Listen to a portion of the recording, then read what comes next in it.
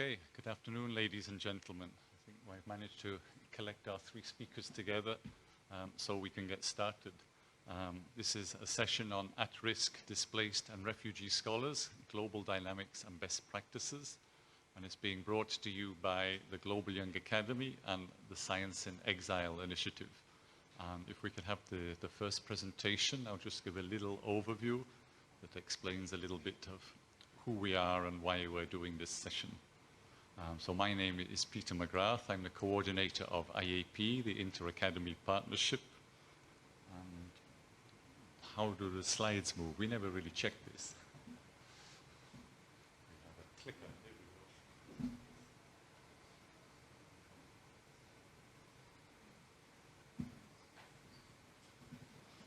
we go. So just to explain the Inter-Academy Partnership, it is a global network of 150 academies of science, medicine and engineering. And you can see the members, they're colored on the map there. And we're divided into 4 regional networks: IANAS in the Americas, ISAC in Europe, NASAC for Africa, and ASA for the Asia-Pacific region. The Global Young Academy is an IAP member in its own right, but also an academy that has a young membership, early career researchers. They are members of this academy for 5 years before rotating out and becoming alumni. They have their headquarters in Halle in Germany. And you can see they have this mission to give a voice to young scientists around the world, to empower early mid-career scientists and scholars, promote reason and inclusiveness in global decision-making, and basically help create a better world. And amongst one of the thematic areas that they're interested in is this mentoring and supporting at-risk and refugee scholars. That is why we're partnering with the GYA in this session.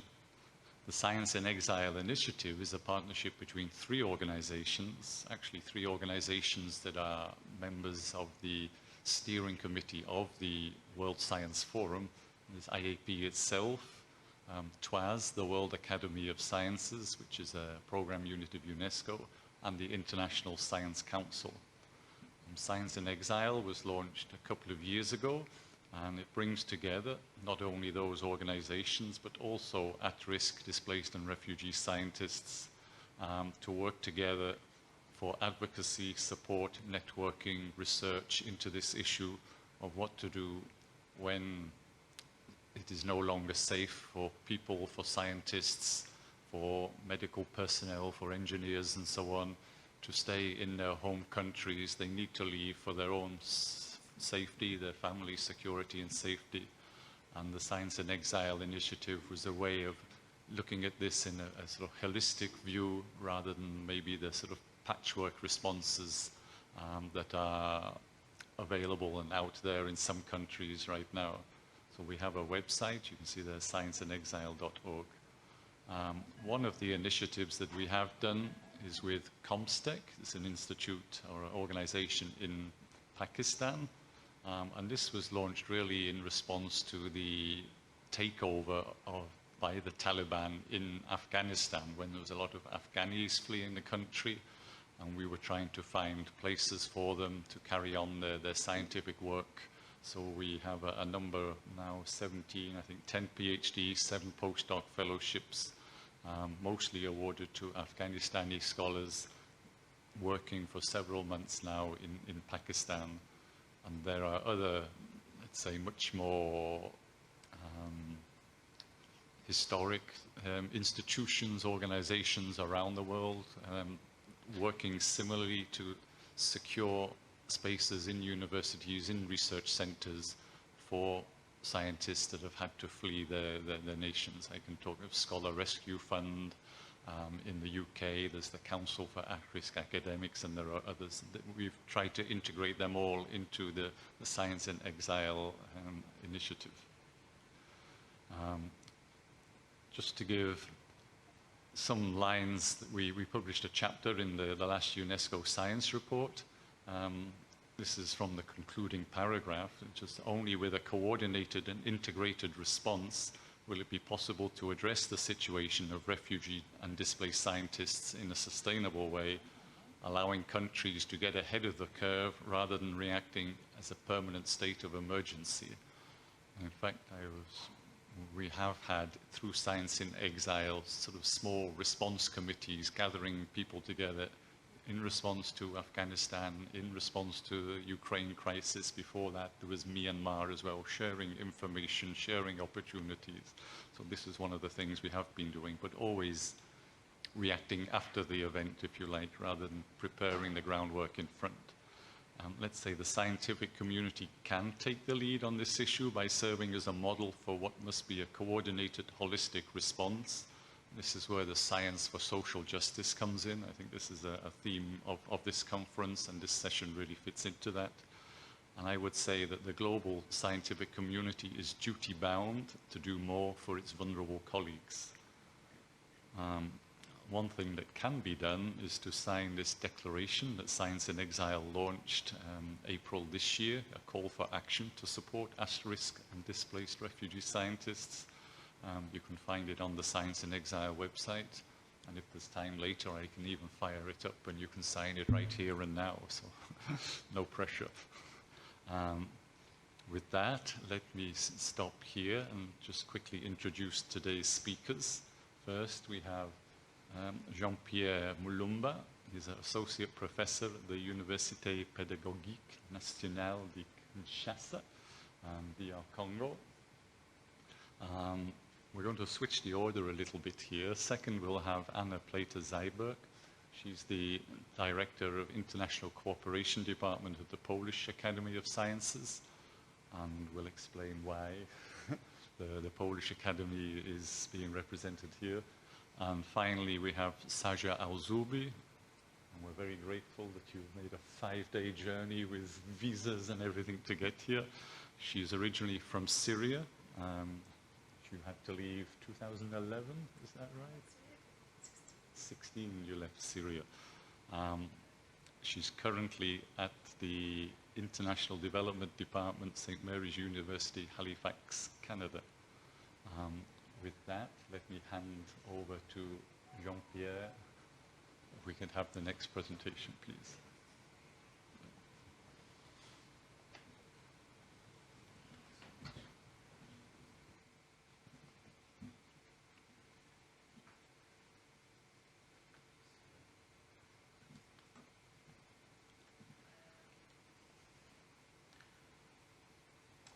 Good afternoon, everyone. My name is Jean-Pierre. I'll be talking about my experience as a refugee in South Africa, starting the time I reached the country up until now. I'd like to apologize maybe for those who are not used to this kind of tone or whatever. I'm a French speaker, but I've learned English in South Africa. All right. I'll be giving you a story whereby you gonna be sometimes being amazed to see what I have experienced in my life, and also knowing what I have achieved in such a very harsh conditions as a refugee in South Africa. All right, I arrived in South Africa in 2002, following the war that started in my country in 1998. So I flew down to South Africa and I was welcomed as a refugee and granted as asylum seeker certificate in 2002. I started working as a car guard, and later on as a clothing manufacturer in a clothing manufacturer company. With some friends, South African friends, I reached to register because I had a degree from my country of origin in meteorology. So some of my friends helped me to register at University of KwaZulu-Natal, whereby I was lucky enough to meet someone who is here in this room. I think it's that person who made me who I am today. And I'm so grateful to that. It's Roseanne Diab. So I graduated in 2007, thanks to Roseanne, who taught me environmental science in a module called air pollution. She directed me with my MS thesis on tropospheric ozone, which is not something that many people know. After that, I had to work because I came down with my family, 6 children and a wife. I have to support them, working very hard and studying as well. Because I enjoyed the potential of South Africa for me to perform my studies, I went back to school. And I was graduated PhD in physics, atmospheric physics, in 2016. I worked as a lecturer at the same university, and thereafter I was not really happy with the conditions, and then I started doing being an equality specialist consultancy. I worked for that company for 10 years, but the conditions were not really good, given my qualification and experience on that. So today I'm an associate professor at École doctorale de télécommunication et télédétection in Kinshasa, in the DRC. While doing my PhD, I got awarded in Spain for a better presentation on my research.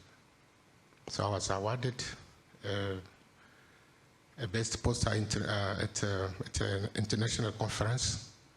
That was in 2015.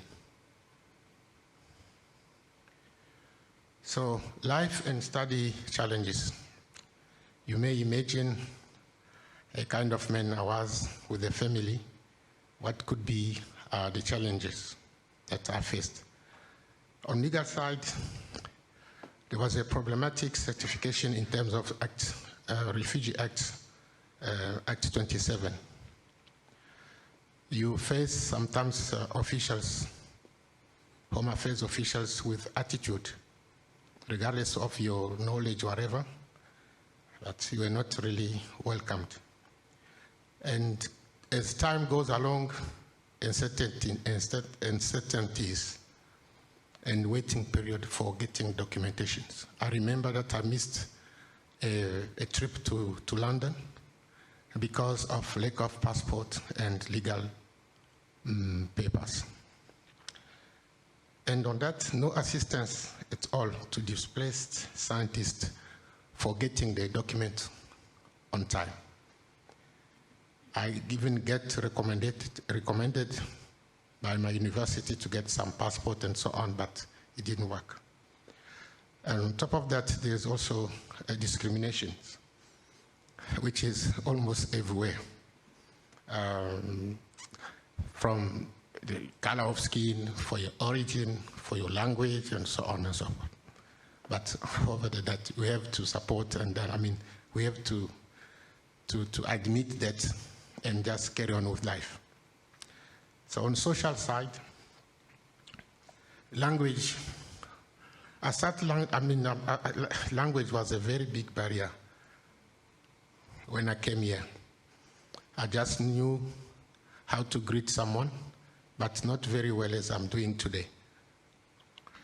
When I came here, there was no guidance. I got no guidance at all, except from some friends I met who were also French speakers, and then they guided me to get registered at university.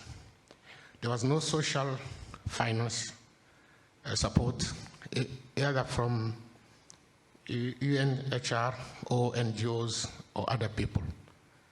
Xenophobic attitudes from some South African people were just making us a bit feeling not really welcomed. And I spoke about the financial assistance, which my family didn't benefit at all for the schooling. I just had to struggle to make my children going to school. Housing problem also, and discrimination. You will be offered housing since they know that you're coming from the Congo. Either the rent goes up, or maybe they said, no, you got too many children, you cannot get housing. As today, I did some researches, and without funding, I'm still owing a company that published my work, which is in ResearchGate. I'm still owing them $1,000. They still want me to pay it, but no way. All right, besides that, learning and life opportunity. I enjoyed really being in South Africa because I got good opportunity for scientific growth. I came as a BSc, and I went out from South Africa as a PhD. And South Africa is a better place to be because, you know, as a researcher, you have permanent internet access. The infrastructure really is not comparable. As far as I know, we got highly qualified teachers like Roseanne Dab is present in this room. You know, excellent learning and teaching system in South Africa, which I did really enjoy. And opportunity for children to enjoy their life were there because there were parks and some places where they can go relax and forget that they were refugees.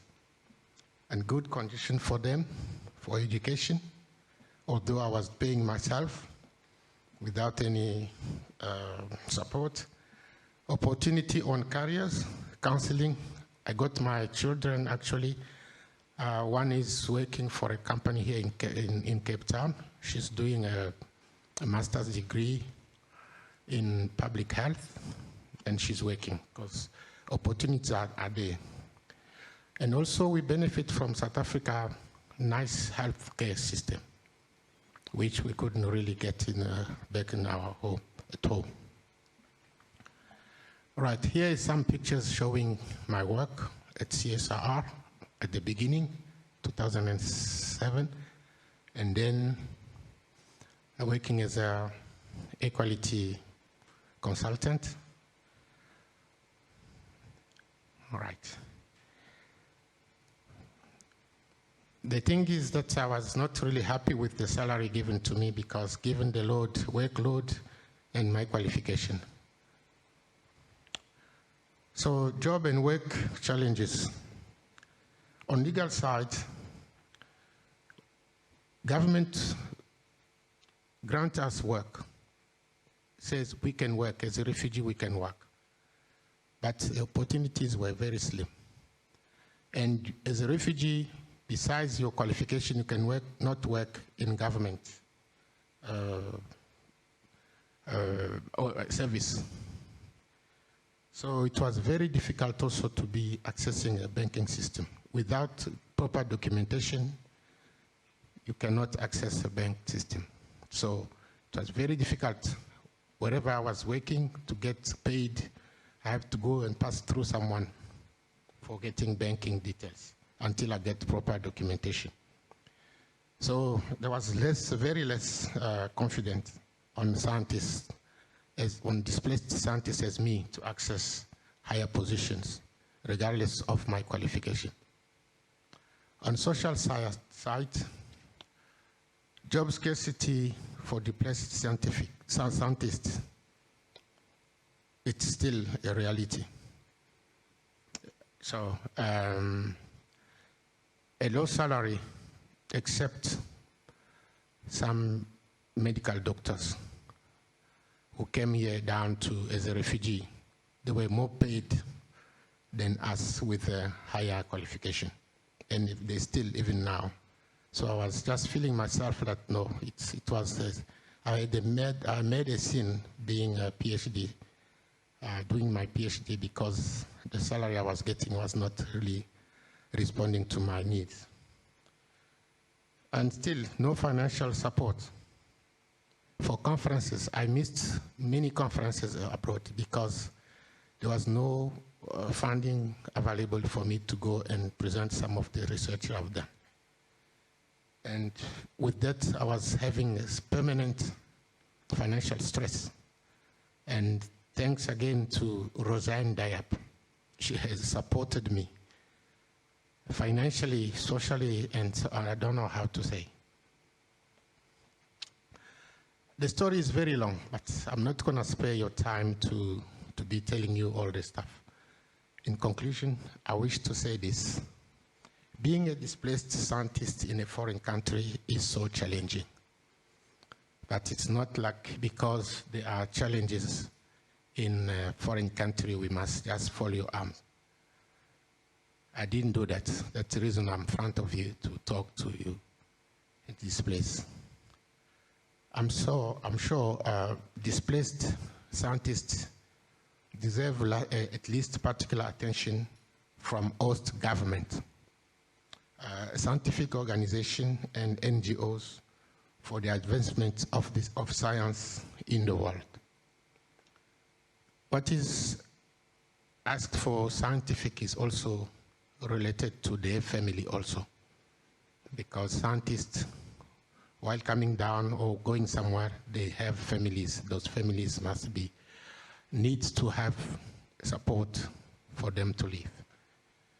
And our request, or I suggested that there may be a legal guidance orientation and for local integration, for studies and research funding for our scientific growth.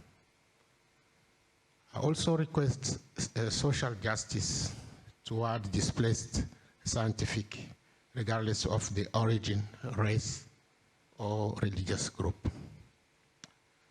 There may be, because displaced scientists may bring both progress and innovation to science through their work. At last, I do suggest the creation of International Displaced Scientific Fund for social and financial support. I have to thank, first of all, to us within UNESCO for granting me this opportunity, supporting my trip to Cape Town. Without that, I couldn't really be with you. I have to thank South African government for granting me a refugee status, then and then a permanent residence, which allows me to come in the country without any visa. I'm grateful to John Coove. Dr. John Coove is the one who took me to his place in Durban, because he was a Mauritian doctor, was speaking French, and may his soul rest in peace. I thank again Professor Roseanne Diap for social help, academic support, and all she has done. Really, I do not have words to express what I'm feeling when I saw Roseanne this afternoon in this room. I'm also grateful to all friends and fellow South Africans who accepted to live with me, to be with me, to work with me in this country up until today. Thank you so much.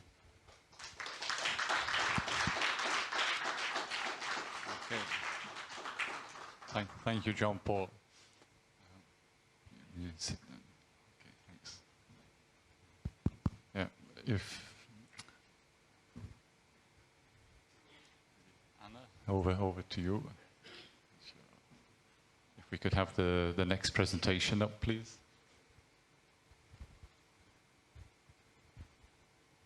Yes, thank you very much. I'm Anna Plater-Zimberg, serving as a Director of International Cooperation at the Polish Academy of Sciences. And today I'll be speaking about our activities in support of researchers in exile and what we do to overcome some of the challenges mentioned by Jean-Pierre in the earlier presentation.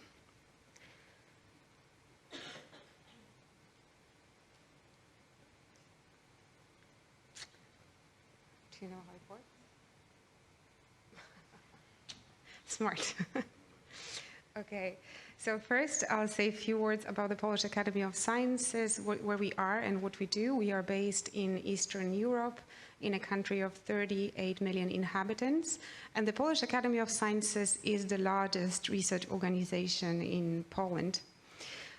We operate in two major ways. We are a General Assembly of a learned society. We have up to 350 members, scientists who are elected by other scientists based on an excellence criterion. And on the other hand, we are a network of 70 research institutes employing over 4,000 of researchers working in all fields of sciences, humanities, life sciences, medical sciences, engineering, and hard sciences, mathematics, physics, chemistry, and so on. We have representation offices abroad, including an office in Ukraine, and we are a member of a number of international organizations, such as International Science Council, IIP, ESAC, and so forth. Today I'll be speaking about our support for scholars in Ukraine. And before I do so, I wanted to give you some basic facts on what the situation looks like. The war started on February 24th, and since February, over 8 million of Ukrainian citizens, and not only Ukrainian citizens, but refugees crossed the border from Ukraine to Poland. Many of them moved to other countries. Approximately 3 million stayed in Poland. In 2 months' time, the population of many Polish cities has increased, in some cases doubled. The city of Rzeszów in eastern Poland doubled its population in 2 months. The people were hosted mostly in private homes of citizens from Rzeszów. It is estimated that around 6,000 of Ukrainian scholars are currently in Poland. What is happening in Ukraine? 68 research units in Ukraine have been damaged. 2 research units have been completely destroyed. The situation of 9 more is unknown because they are based in the occupied territories. In 2021, Ukraine had 60,000 of researchers, 35,000 of research and development personnel, and 1.7 million students. I'm telling all about the figures to show you the scale of operations that we had to think of while drafting our support activities for scholars from Ukraine. What happened since February 24th? We have signed a new cooperation agreement with National Academy of Sciences of Ukraine in order to offer fellowships for scholars from Ukraine at the institutes of the Polish Academy of Sciences. What was important is that the fellows kept the Ukrainian affiliations. We offered 3-month stipends to 60 Ukrainian scholars, and our resources ran out in 5 days. Luckily, in those 5 days, we've been contacted by our partners from abroad, academies that we work with, and international organizations, and they offered their support to continue further what we do.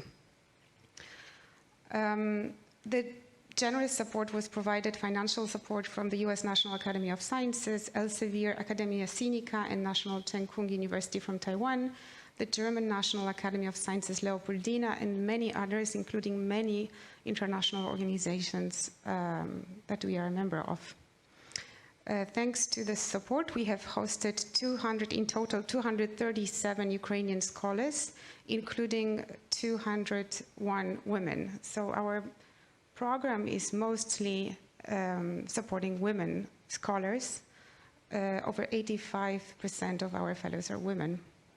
Thanks to the funding, we have prolonged the scholarships up to 9 months.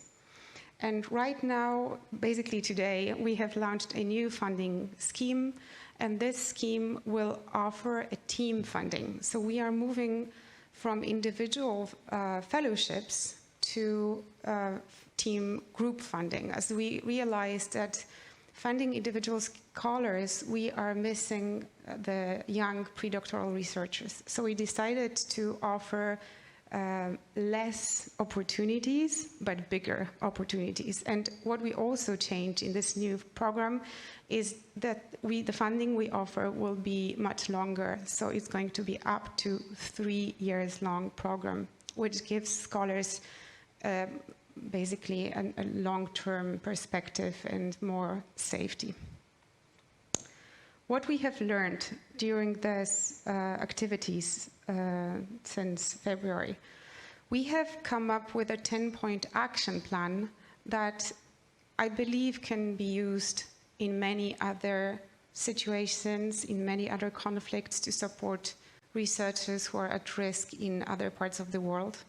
This action plan has been published in an editorial in Science, and it has been a result of a meeting that we had with the US National Academy of Sciences, with the Royal Society, and with a couple of other academies that joined us in this effort. The first point is maintain institution affiliations, in our case in Ukraine, but in other cases it obviously can be addressed to other countries that are in a crisis or in war. Fund early career researchers, including remote working agreements. Fund joint appointments. Provide access to specialized research facilities. Provide remote free access to scholarly journals. Grant waivers for article processing charges, membership dues in organizations, and conference fees. Fund networking with the international scientific community. Donate laboratory and research equipment. Plan for science recovery with the nation's future needs in mind. And finally, establish a coordination council to maximize impact, minimize redundancy, and make meaningful use of synergies. This action plan, I think, can be discussed whether it should maybe be something to consider for your idea of a funding body that supports all researchers who are displaced or at risk. What we have learned also is that in the times of crisis, we need more than ever strong international partnerships. Without our partners, our resources would run out in 5 days, and we would not be able to provide support to many people that needed this support urgently. At the beginning, it is really necessary to act fast and be flexible. We were not prepared for this scale of operations, and we really needed to be flexible, which means that actually it's easier at the beginning for scientific organizations or non-governmental organizations to operate. For the government or governmental organizations, it's really difficult sometimes to be flexible. We can be flexible. Science organizations are built in such a way that we can organize our support activities fast and do some things that others can't.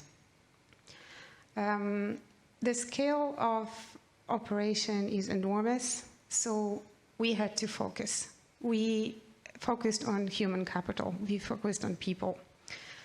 And obviously, as long as the crisis continues, you have to focus even farther because the funding is limited. So you also have to be ready to focus on excellence and priority areas for this society that you are trying to help. So we were also thinking what will be needed in Ukraine after the war. when Ukraine will have to rebuild the country. As I mentioned, we also decided to focus on groups and team funding to be able to provide support to pre-doctoral researchers and younger scholars. And also, as I mentioned, we really need, in times of crisis, we really need proactive governmental and strong non-governmental institutions, including science organizations and NGOs. Thank you so much for your attentions, and I'll be happy to answer your questions if you have any in the session.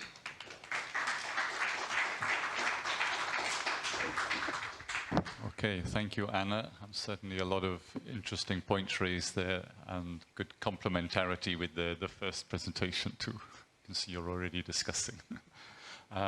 Let's move on. Please make a note of your questions. I'm sure there are plenty being raised, but Saja, please go ahead, and then we'll open up to discussions. And I see some people in the audience that I would like to invite to talk as well, a minute or two, just to give this sort of holistic overview that we spoke about earlier. So, Saja, away. It's all enough, actually, but...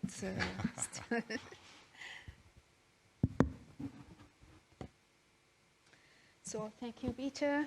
Hello, everyone. I'm so happy to be with you today, finally in person.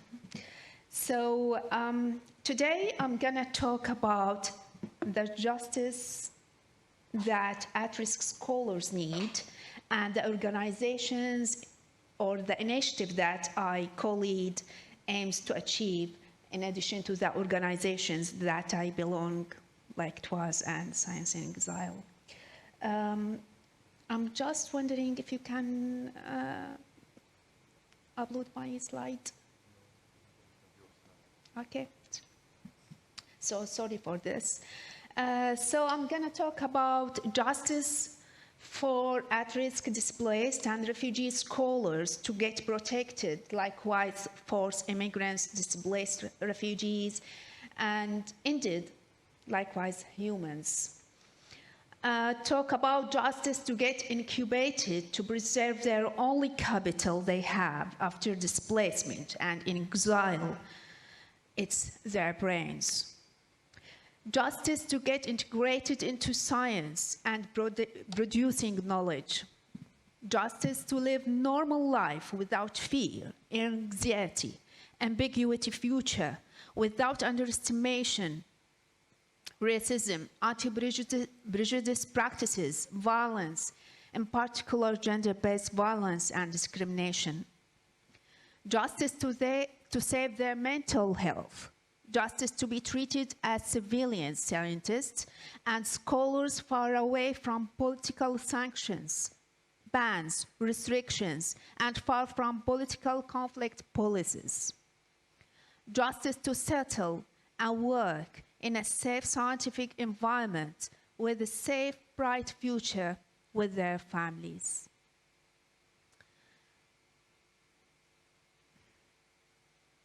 Thankfully that Peter and my colleagues explained what scholars at risk means and what they challenge.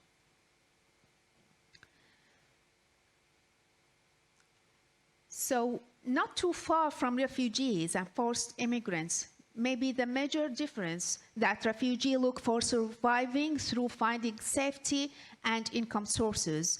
But for at-risk scholars, their survivor is to get involved within a safe scientific environment. You see refugees and people in the wartime on TV, and a few at-risk scholars were screened in documentaries.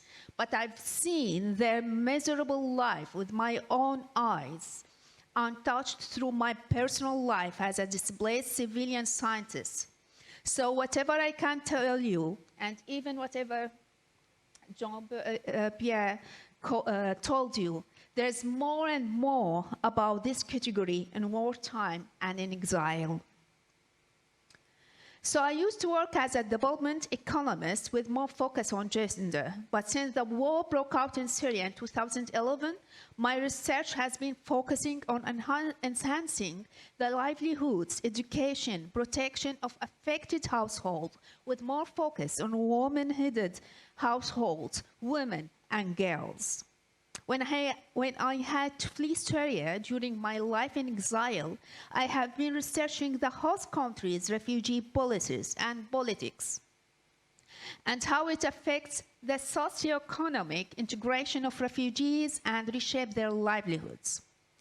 Where many organizations work in refugee protection and support, unfortunately, few organizations are aware of at-risk scholars' concept, their needs, and the value they add to the host institutions and countries in parallel to their role in peace building and rebuilding their home countries. Among those few organizations, some work hard to reserve those scholars and knowledge production and do fantastic job, yet the need is huge and the sources are really limited. Excuse me. This creates a gap in those organization schemes to fully achieve their goals, which in turn affects scholars they sponsor badly. The limited sources and resources and support for those organizations affects scholars emotionally, psychologically, mentally, and economically and financially. And before all of those, it affects them professionally. Based on personal interviews, I have contacted with more than 20 at-risk scholars from Turkey, Iraq, Yemen, and Syria. A third of scholars are female, in addition to random conversation with at-risk displaced and refugee scholars from Africa, Afghan, Iran, and Ukraine. All those scholars told me about those challenges, about the limitations they face. As I have mentioned, economically, professionally, in terms of protection, in terms of making balance between work and family life, in particular for women, where there's not enough fund for childcare.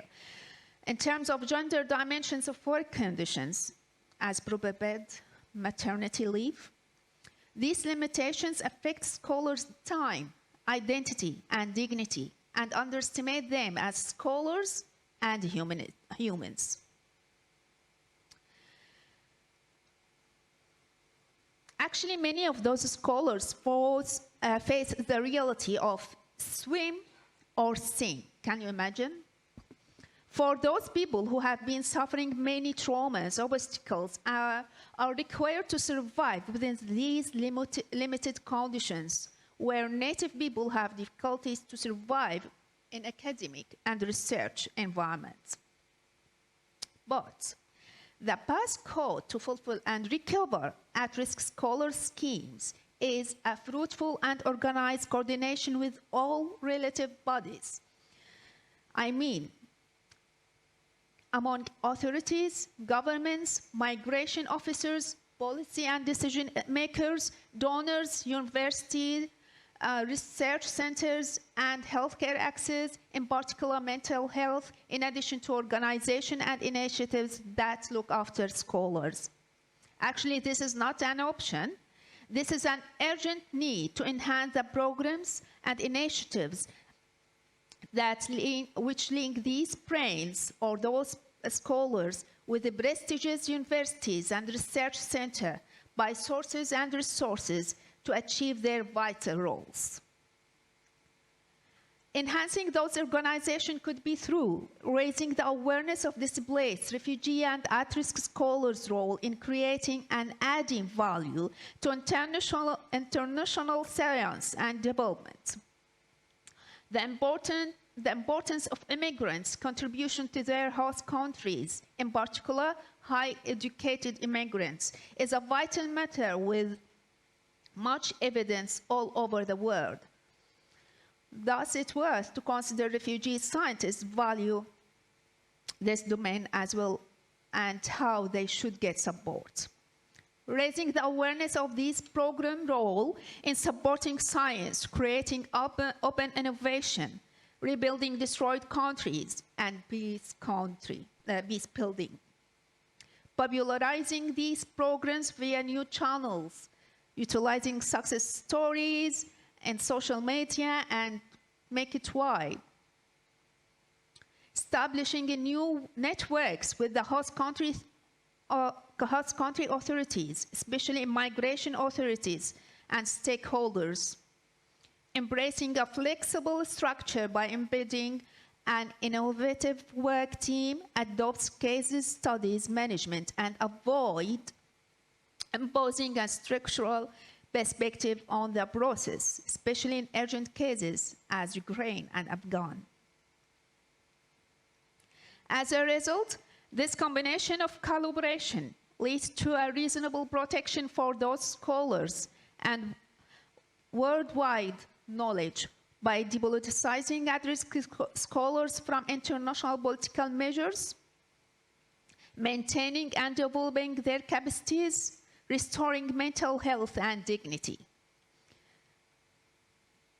In the practical words, support at-risk scholars by securing safety and stability. Actually, these scholars are really in need to get settled. They can get it through fellowship with 5 years minimum in the same host country. The fellowship period should be dominated by capacity building, mentoring, and monitoring and supervising by enthusiastic mentor and relative and available mentor as well. It should be dominated also by evaluation, promotion, incentives, access to research funds, journals, libraries, and work facilities, safe network connections, and save the scholars' privacy.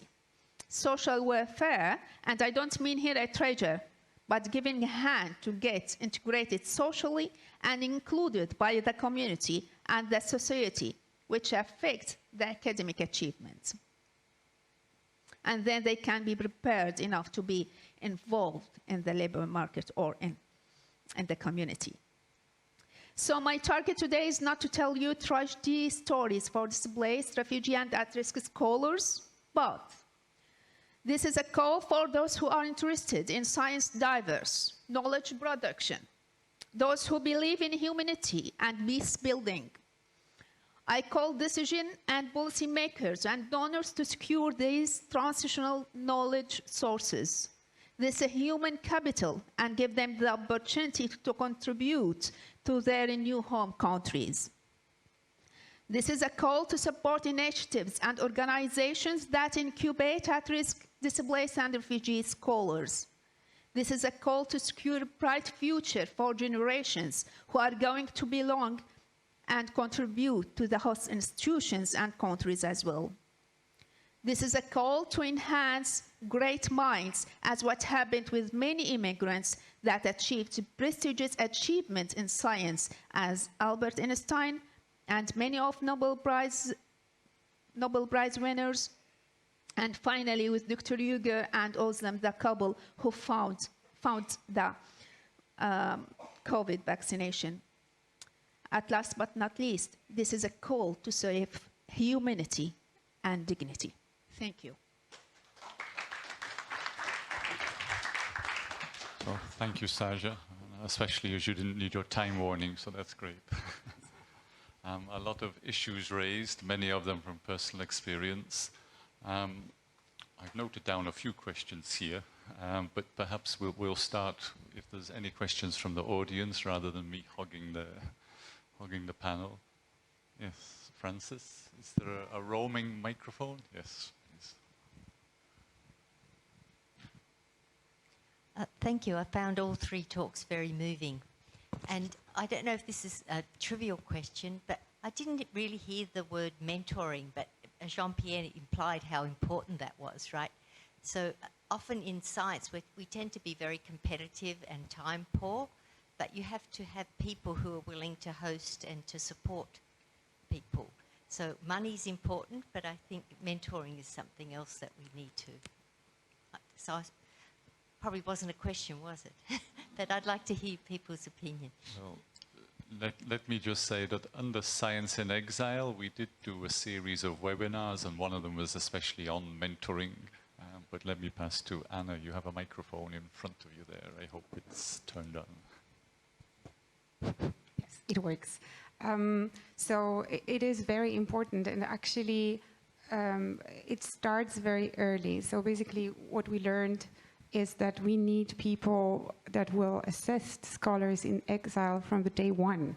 And our institutes were basically doing everything from going to the border to pick up scholars at the border, to bring them home, to help them settle, to help them find schools for the job, and later on also to mentor, first assisting in explaining how the institute work and where they can go and so on. And second, when the scholars were already ready to work, because at the beginning, you know, it takes time, but when they were ready to work, they were offering mentoring also at the institute. So this is very important, and you cannot really assess how valuable it is, because it's a lot of time, it takes a lot of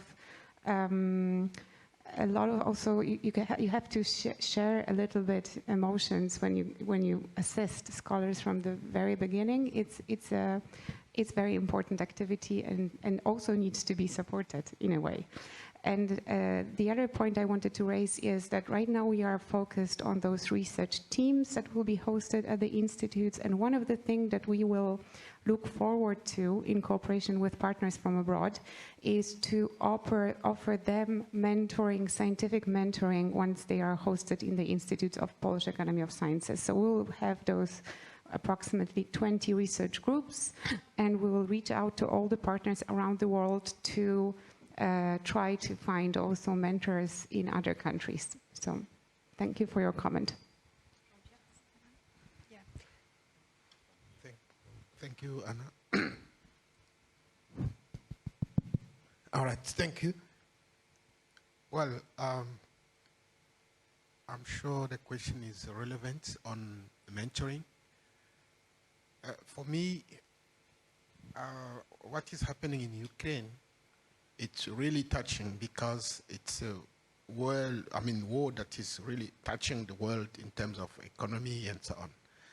But I think that there should be also some kind of attention given to African countries, because I was lucky to come down to South Africa, but remember, each and every year there are scientific who are dying in Mediterranean because they try to, for many reasons, war and so on, hunger, to try to cross to the border to go to Europe. On doing so, they're dying. I think mentoring on only in Europe doesn't help, because science doesn't have boundary. I think it's something that needs to be done worldwide to try and save displaced scientists who are willing to save their lives and to get dignity for life, and to also improve in science for the betterness of the world. Thank you. Thank you for your question. Actually, I just want to highlight here the importance of mentorship scheme in assisting and helping scholars. So, and here I'm happy to say that the mentorship scheme in Global Link Academy at-risk scholars initiative aims actually to support those scholars in distinguished way, that the friendly relation between mentors and scholars is really important. And I'm grateful to one of those mentors who started with me in the beginning in 2016. And you are grateful to Rosan, I'm grateful to Carly Keogh. So those mentors, when they work with scholars in a professional, friendly way, this means a lot, and actually this is the useful way to invest on those scholars and in those brains. Thank you. I think we could have had a whole session on just mentorship, but let's move on. Roseanne? Thank you to all our speakers, and yeah, your stories were very moving, of course, and congratulations to the Polish Academy on the wonderful work you're doing. Peter won't mind me saying this, I don't think, because TWAS and the GYA are doing such wonderful work, but I want to reiterate what Jean-Pierre's just said. You know I've said it before. Please, can we have a greater focus on Africa? You know, Africa is almost like a silent continent. We've had refugees on this continent for so long from so many war-torn countries, Somalia, Eritrea, Rwanda, DRC. They're all over. It's been happening in small trickles for a long period. It's not like waves of people that one can deal with like the situation in Ukraine. South Africa is a very popular destination country. We receive a lot of refugees. Jean-Pierre's not the only refugee student that I've had, and they all have equally terrible stories to tell. You know, and just from the recipient side, from the university side, you know, it's not easy. Jean-Pierre came, he could hardly speak English, so language is this huge barrier. Something needs to be done to help the refugees to overcome that language barrier in the beginning. The second thing was qualifications. He came from the French system. He had a bachelor's qualification. It was a 4-year degree. There was no equivalent in South Africa. It was a long process to get the qualification assessed. He comes in, you know, to get the master's degree. Then there was the problem of being unable to get him financial support because the South African government likes to support South Africans, naturally. You know, so it was only through, you know, other devious ways that one could get him support. So, and then I think the difficulty that perhaps is unique to South Africa, I don't know, it might be in Europe as well, I think maybe it is this whole xenophobic thing. You know, it's not something we must talk about this. So here comes someone who gets qualified, he gets a PhD, but damn it, he can't get a job. You know, because we have this focus on providing our own citizens and trying to move up. So it's really, really difficult to get a position that can enable him to have a stable life. Sorry, I'm going on, but just one final point. And that as a refugee, I think he also made that point, and I think you all did. They come not just as individuals, but as families. And so the mentoring has to be very broad. It's not just academic mentoring. It's coaching. It's life. It's understanding the new social norms of the country that you've arrived in. And, you know, the medical services, the health systems, the social security, everything. Yes, you're quite right. Perhaps I can just touch on your question of the African situation. And you know, at TWAS, we're obviously completely aware of this, and we do try in the Science in Exile initiative to keep that flagged up. We don't get overtaken by the Ukraine situation, for example. But it's, you know, a reality that there are more opportunities in Europe, more of the agencies that are placing people in Europe.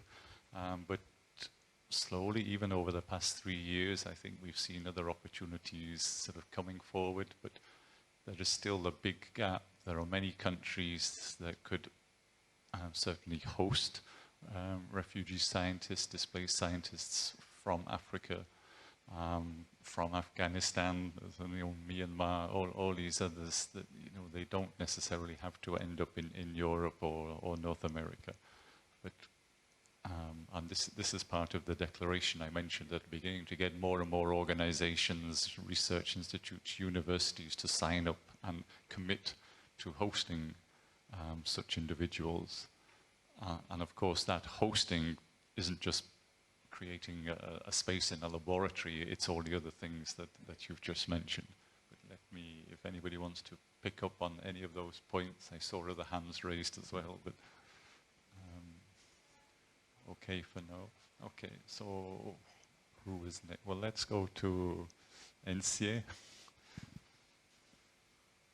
Maybe Thank you introduce so much. yourself as well. Yeah, please. my name is Ensia Irfani, and I'm the resigned faculty member from Iran due to the protest that happened there. I just wanted to raise one issue regarding the at-risk scholars, which comes to the scientists that they are under sanctions. That I also mentioned this one in the worldwide meeting of the young academies. So we talked about Ukraine, that's in the war, but we are somehow forgetting the scientists in Russia. That for the first time after the Second World War, we are hearing that the scientific sanctions, with the name of the specific scientific sanctions, are imposed on the Russian scientists, which is, I think, completely unfair, because as a scientist, you always choose science because you always consider that science has no borders. And it's really pity that we close our doors for scientists, that they are still living in a dictatorship countries. And they're saying that because you are supporting your country just because you are working for the government, so you are not allowed to come our labs to participate in our conferences and all these issues. I think we should be the voice of the people, that they are under sanctions for any reasons that their governments and their brutal system that they have imposed them. I'm coming from Iran, living there under sanctions for 20 years, and I can really understand that how sanctions can affect the life of a scientist or even the graduate students. Let me choose this chance also talking about what's happening in my country right now that we are considering as a revolution. You know, my people in Iran, they are not displaced, they are not refugees, but they are living in a brutal regime for years and years. And now, because of the revolution, maybe you hear that today is the student day in Iran. And it's really sad for me to hear that just because of the silent protests in the universities of Iran in the last 80 days, 600 students are already imprisoned. Some of them get the sentence of the 5 years being in jail and losing their chance to continue their education inside and outside the country, because they lost the permit of leaving the country for 10 years. And imagine that how it could be that just because of the silent protest for your freedom, you are losing your chance to continue your education. So being scientists at risk doesn't mean that you are displaced or refugee or whatever. It could be also because of the crisis that's happening inside the country. You are completely at risk. And I want to address this question for all of you who are here. Don't consider all these things that are happening in countries like Myanmar, like Afghanistan, that the people are still there, but just because of the crisis at risk as political issue. It's not completely political, because first it is your human right, and after that it's science. And when the human rights are in danger, we should ignore the scientific issues, saying that as a scientific center, I cannot be the interferences, internal issues of any country, because that could be something political. So if in future something like that happens, that I hope it never happens for anyone in their country, if you hear about a revolution, about some crisis that's happening in the countries, don't keep silent. Try to be the voice of the unvoiced people. Condemn what's happening in these countries, supporting the students, be their voices. Don't consider it political, saying that as a scientific center, I cannot write any statements condemning a country for what's happening inside that, because they really want to be their voice. So I'm sorry for taking it really personal, but I wanted to say that being at risk doesn't mean that you are displaced or refugee. Just because of the resignation, that was my right, not working for my government, I lost my chance to coming back home. So you can imagine that how it could be life, even in a dictatorship, that you cannot come back home just because of the resignation. So these are the things happening in some countries. I know that it's really difficult to be displaced and refugee. It's really, really terrible issue. But there are some people that they are completely ignored just because not being in this category. Thank you. Thank you, NCA. Any comments? Or Vivi, do you want to maybe follow that up? Just to introduce, Vivi is our colleague from International Science Council who's worked with us on the Science in Exile project. But please, the mic is behind you. Yeah. It's really difficult to follow up on NCA and also what our colleagues have just said. I would just really like to encourage the scientific community to look at our responsibilities here. What is our role in offering support? What is the role, where are the academies in approaching not only science in exile, in approaching the NGOs who have a mandate to do this work, Scholars at Risk, Committee for Concerned Scientists, etc., in approaching and pushing their own governments, their own academies themselves, their young academies, their international disciplinary associations, in raising their voice. We need to take responsibility as organized science to push and advocate for this issue, because this is our community. So, you know, I'm very well aware, Roseanne, you made a correct point, you know, where is attention in Africa? But at the same time, you know, we need organized science in Africa to come and organize on this issue. You know, we cannot leave it up to concerned individuals with goodwill.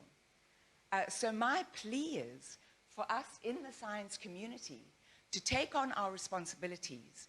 Responsibilities mean zip, mean nothing unless resources are put behind that.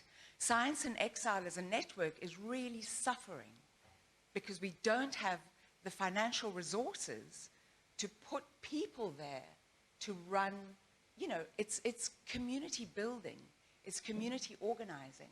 It doesn't, the emails, the effort, the trust building needs people. So that's my plea, for us to take on our responsibilities and to match what we say with hard resources. Thank you. Thanks for the mic. Excellent, thank you. Maybe here in the front row. Yes, thank you. Thank you very much. I have a question on the second presentation. There was indication that you've moved from individual funding to group funding. I'm interested in as to why that was the case and whether there were any lessons learned in that process. Thanks. Yes, thank you for your question. Actually, we learned it from the scholars themselves. Once we had a big group of scholars already, I think it was, we had already 70 or 80 scholars at that time. We had a meeting with them, the scholars, displaced scholars, and we asked them, what do you need? And they said, listen, we need our PhD students. We are worried, we are afraid, we don't know what is happening with them, and we cannot continue to work with them. And this is what motivated us to change our approach. We were aware that Ukraine basically is facing a danger of losing a generation of scholars because the universities are not working or partially closed, and the students are dispersed in Ukraine and outside of Ukraine. So this is why we decided to move from individual fellowships to group funding. And also in some fields, the individual fellowships does not really do much. So in experimental fields, you really have to have a team to work with. So that's why we decided to change our approach. Obviously, we do not force anybody to make a team. In mathematics, you don't have to have a big team, maybe one PhD student or two, but you don't have to have a team to be funded. But we gave this opportunity to our scholars to build a team and to work with their younger researchers. So that's what motivated us. Thank you. Can I follow up there with a question that came to me while you were speaking? You said Poland had welcomed 8 million refugees from Ukraine, but 5 million of those had moved on, presumably mostly elsewhere in Europe.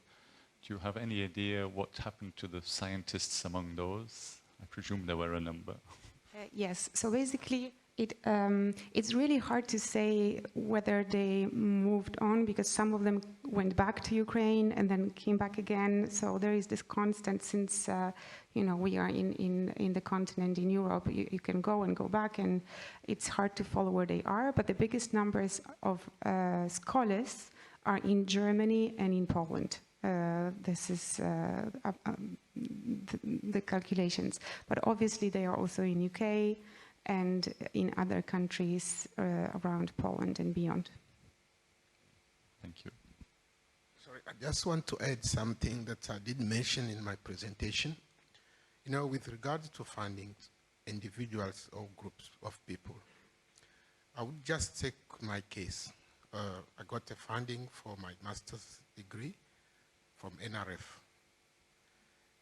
And now, after my PhD, I went back home. With the knowledge I got in South Africa, I'm not really accepted because I can see that education I've got over here is not really at the same level that the one in the country. So it becomes really another challenge, because now at university where I am, I can see that the system is still really, I would say, backward compared to what I have got over here. And suddenly, I become like a danger for the people who got no same level of knowledge that I do have.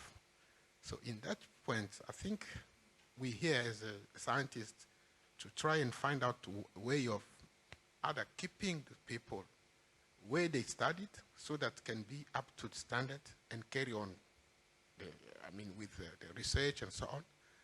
Otherwise, sending them another place where they can perform well rather than their home countries. That's what I wanted to say. Okay, thank you. And you've preempted another question I had. So that's great. Please. And then Rania, did you have a question still? Okay. So Hi there. I wanted to begin by thanking the speakers and also Peter for speaking so eloquently about the issues and in the case of Anna, how they're being addressed. My name is Bobby Acharya.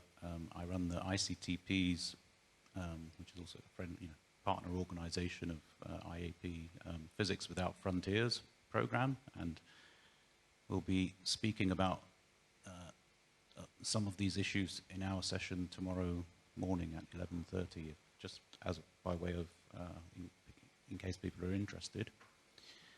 And we have experience in dealing with, someone mentioned you I think just now mentioned the danger of losing a generation of scientists.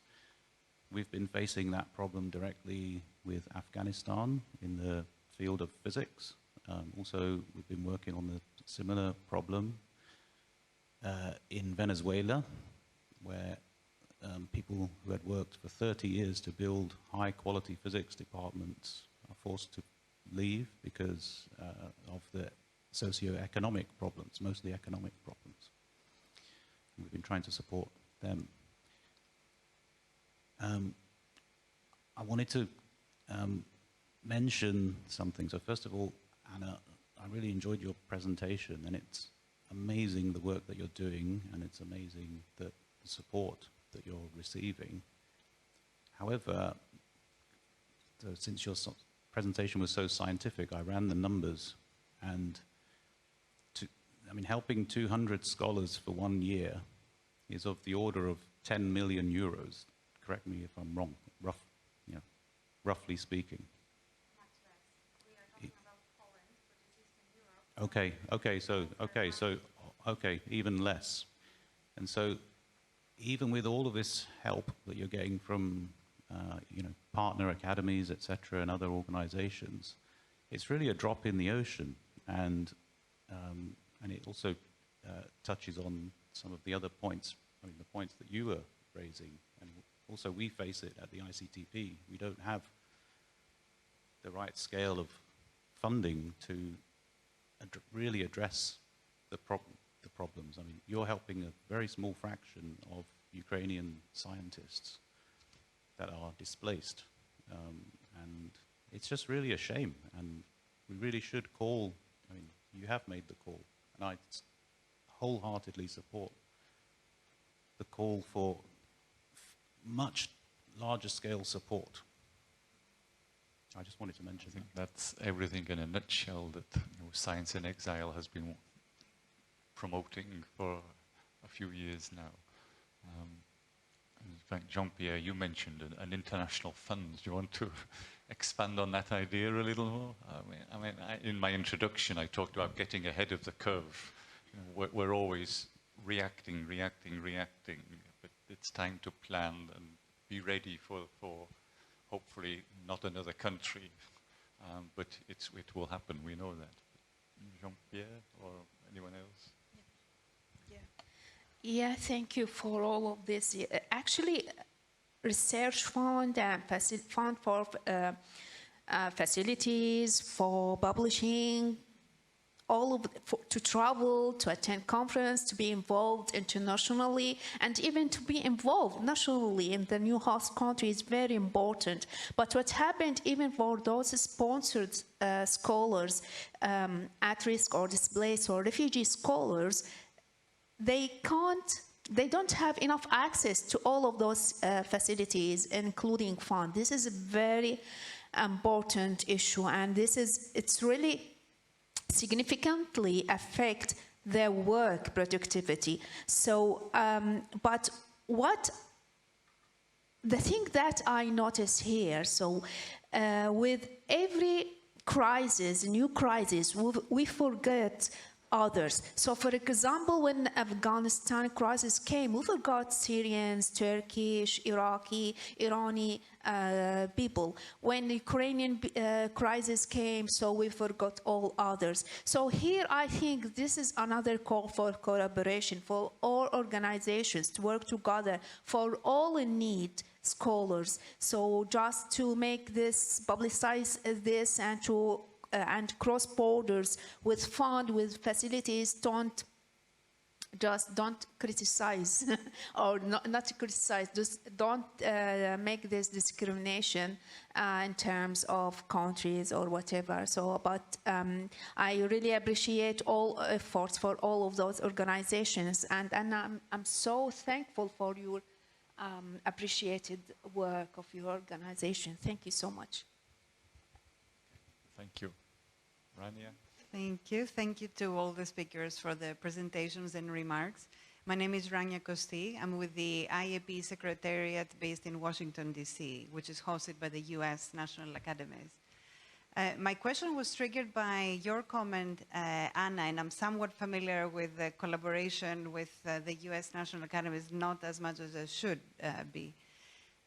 You mentioned that part of the thinking now are future needs for the country, for the scientists. My question is whether refugee scholars are part of these discussions. How is this need assessment being made? Are they involved in the assessment, and to what extent? Yes. Thank you for your question, and I'm really happy to meet you in person.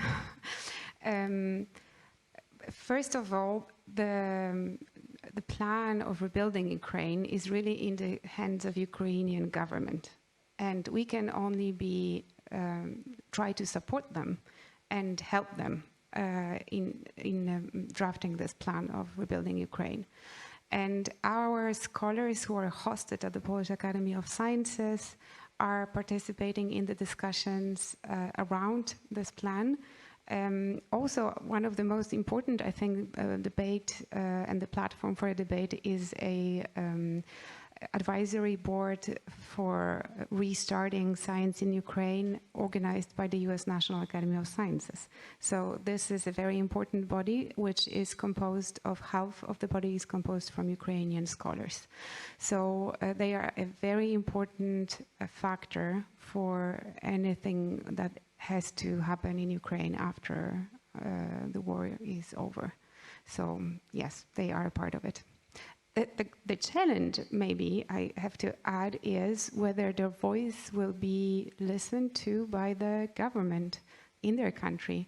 That's a challenge not only in Ukraine, in many countries, I think, including Poland also, whether the voice of scientists will be heard by the policymakers. But, we'll see. Thank you. I was just going to add that Ukraine in some ways is a special case because there has been no regime change. The country that people left is the one they want to go back to, whereas in other cases, the country that you left is not what you're going to go back to. It's the reason why you left, and that brings a whole different set of complications to the issue. I wonder if either of the other two want to touch on that. Jean-Pierre, you have gone back, and you said already it wasn't easy, but Yes. what have others maybe experienced? All right. I wish to say that, you know, today science has done and technology has done so many progress with cell phones, computers, and so on. But, you know, because we're talking about science and social justice today, we do not have to forget that the progress made by scientists is coming from the country where I'm originating from. The DRC has this mineral called coltan that is helping scientists to make many devices, even overperforming devices, as we do have today. So why scientists cannot look at that social point, that people are being killed in the DRC. There is no war, actually, but there is only invasion by armed group who are invading villages, killing, looting, so that people from those areas can run away, and it's easy for them to loot minerals and then use technology to daunt the world. I think here it's a call that I would like to make. I'm not a delegate, I'm a government delegate, but I'm just speaking as a scientist, because we cannot be enjoying the progress on science while other people are killed for nothing, for the resources that they do have in their country. I was just asking at the first session this morning, what can be done for stopping that? Because as science goes on, we still need science to go on, but doing science with, like one of my fellow, Dr. Mukwege, he got a prize, medical prize, I think 2020, a Nobel Prize. He used to heal women, you know, from those kind of atrocities that are facing in our country. So the progress made by science, using killing for innocent people, for getting minerals, and then making progress on science, I think it's something that is not good, and we cannot support that. People are dying behind science and technology. Since I left in the country, there is no progress made in science in my country. But the progress made in science is just benefiting other people. And people from the country are still poor, and they are not even connected. You know, I was just talking about the situation that I faced there, because I could get on internet, do some research, but other people, they don't even know how to get into the internet. Because internet for them is what? They do not understand. So if we want science to be something helpful for the world, I think it's better to also promote and protect those and make social justice for those people living in those areas. Everyone in this room has a phone, a cell phone, but that cell phone is coming from the DRC. And people from DRC are killed for nothing. You know, yesterday we know that there was a saying that science can be also dangerous for employment, unemployment, and some of the things. But here I'm just saying that science, development of science and technology is also bad because the situation is in my country is not really good because people want to get minerals in a very harsh way instead of coming in a very proper way and get it from the government. I know the country is huge, but it doesn't mean that because the country is huge, there is no much government control that they have to use that kind of behavior to get progress on science and technology. Okay, thank you. We're just about out of time. Sajid, do you have any last word?